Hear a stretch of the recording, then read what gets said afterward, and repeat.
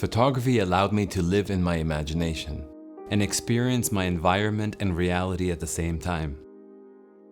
I never wanted to do anything else but to tell stories with my camera. For me, it's about remembering history and holding on to what has happened, because all these little moments are precious and make up all our lives.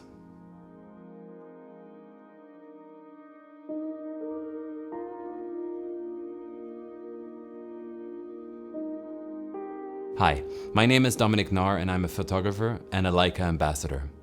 I'm excited to share with you in this Xiaomi masterclass, supported by Leica, some tips and tricks on how I use different structures to build narratives within documentary photography. I'm lucky to consider myself to be part of the Leica family for over 10 years. I absolutely love working with Leica rangefinders and currently use the M11, mostly with my Summicron 35mm lens. But when I heard that the Xiaomi 13 Ultra, which is co-engineered with Leica, was out, I knew, like my friends and colleagues, I had to get my hands on it and give it a try. For a professional photographer working all over the world, it is crucial to be able to use all kinds of tools to tell the story I need to tell. I've been taking pictures since I can remember. I'm lucky enough to have parents who must have noticed that glimmer of excitement when I first picked up a camera to take pictures. I was never really good in school. My focus drifted, but not when I had a camera in my hand. Looking through the frame helped me control all the things I was seeing. Lines, and especially color. But what really intrigued me were people. How they moved, their body language, what moved them forward.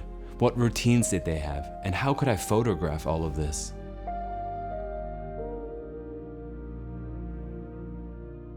I grew up in Hong Kong and spent 20 years there. This probably was one of the main reasons why I became a documentary photographer, to be honest. I was already in a fascinating place, constantly learning new things that weren't part of my Swiss culture, where I'm originally from. And although I felt like Hong Kong was my home, I was aware that I was also a foreigner and not really from there. So I started documenting my family and friends' experiences, just like mine. This was my first training, documenting without a plan. But get close, photograph everything, make mistakes, and try again, and at some point get to the point where you make great pictures of your friends. My second training came in form of becoming a newspaper photographer in Hong Kong. I would probably have to say this step made me into a real working professional photographer, because I trained 6 days a week, learning from the best photographers the paper had to offer, learning how to solve problems, having clearer and more visually striking images, and getting better at being an editor of my own work. I photographed press conferences, did portraits, and photographed smaller stories. All of this helped me identify what I was interested in, and it definitely wasn't sports photography and using long lenses. I don't think I was especially talented, but I was driven, and once I was pushed to train daily, the results became clear. It's all about the training, just like in sports. If I wanted to get better, I needed to go beyond that initial phase of making a picture that looks good to making pictures that are great and tell a story.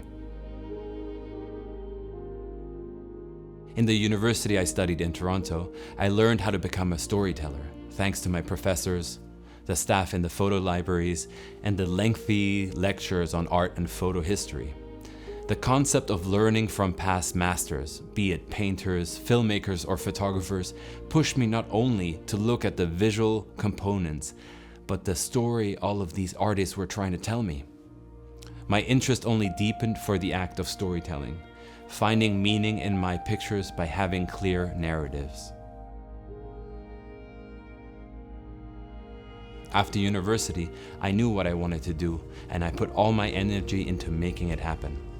I tried to dedicate my career to documenting global events and stories that encapsulate the profound resilience of individuals facing challenging circumstances.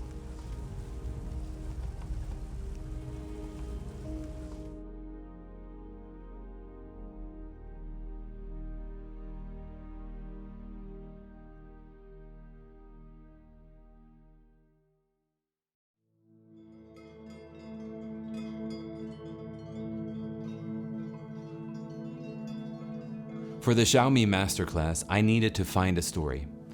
There are different ways to go about searching for a project. It helps me to look at things that I'm already interested in, be it topics, people, moods, lighting situations, historical facts, or family-related things.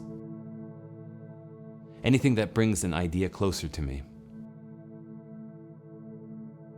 Once I've answered some of those questions, then I start researching more specifically for the story that I want to do.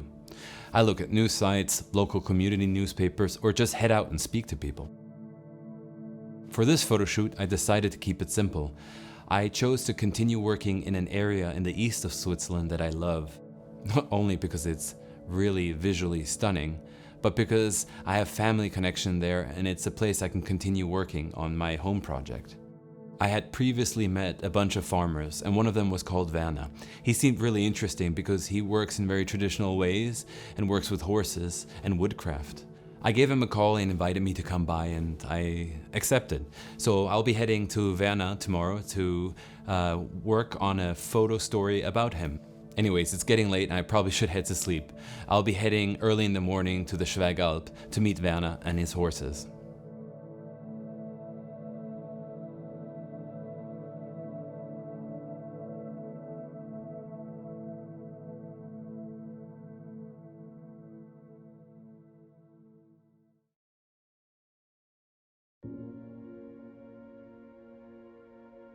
Today we're going to delve into my helpful ingredients that make a story come alive. I look for 5 pictures that I can make. First one is the portrait. The second would be the landscape image. The third is the action sequence. The fourth is the still life. And the last one, the 5th image for me, would be the intimacy picture. Xiaomi.